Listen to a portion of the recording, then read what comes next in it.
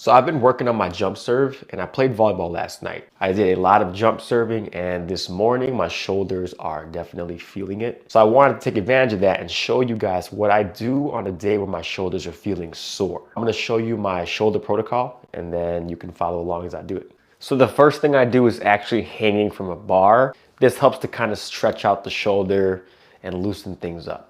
Since it is sore today, I'm not gonna free hang because that might hurt. So if you're doing this or if you're gonna try this, start off with your feet on the ground first and kind of feel it out because you don't wanna go fully into it if you can't handle it just yet. Make sure you relax. So the difference is this is a little bit tense, I'm pulling, versus relaxed where I let it go all the way down.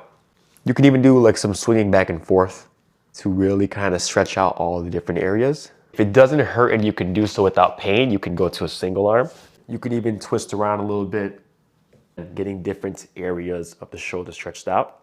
But just to reiterate, remember, if it is hurting you, like if your shoulder's hurting, you want to really ease into it, like barely hang and just let the stretch happen, okay? This should feel good. It shouldn't hurt, it should feel good. So I do the free hanging for like a minute, maybe 2 minutes on and off, and then I move on to shoulder flossing. So keep in mind, if you have shoulder pain the day after playing volleyball, it's not your muscles that are really sore. It's maybe a little bit that, but it's most likely your tendons and your ligaments that are a little inflamed. So the purpose of this whole protocol is to essentially just bring blood flow to the shoulder joint because we know that blood flow and oxygen will help the joints recover.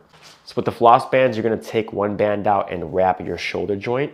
This is similar to something called BFR, which is blood flow restriction. So you wrap the floss bands on, it like cuts off some blood flow, you do some movement, and then you unwrap the floss bands, which should bring in more blood flow, more oxygen, which is gonna help you with your recovery. You typically will feel better as soon as you're finished with the flossing too. It's a temporary better, but it still helps. So I'm gonna go ahead and put the floss bands on now, and then I'll show you guys what to do after. All right, the shoulder is officially wrapped up now. I'm not gonna lie, it's very tricky to do this by yourself. It's much easier with the partner. If you want a tutorial video on how to wrap by yourself with a floss band, send me a message and then I'll send you the video I made. So now I'm just gonna start doing some movements of the shoulders. It's important that whatever movement you do, you wanna make sure it's pain-free. So if I can raise up this high without pain, but going this high hurts, then I'm gonna avoid this range of motion and I'll just do what I can.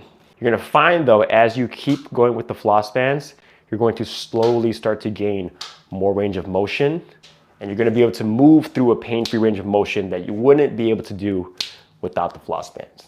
This works with compression. You're compressing and pinning down the tendons and that allows you to move without pain, similar to wearing like a shoulder brace or something like that. And even as I'm moving my shoulder around, I'm working the muscles in the area and that's causing my shoulders to have a burning sensation. As the shoulders are burning, that means that blood flow is getting to those shoulders. And then once I take off the floss bands, more blood flow will go to the shoulders. And that's gonna help you with your shoulder recovery. You wanna do this for about a minute.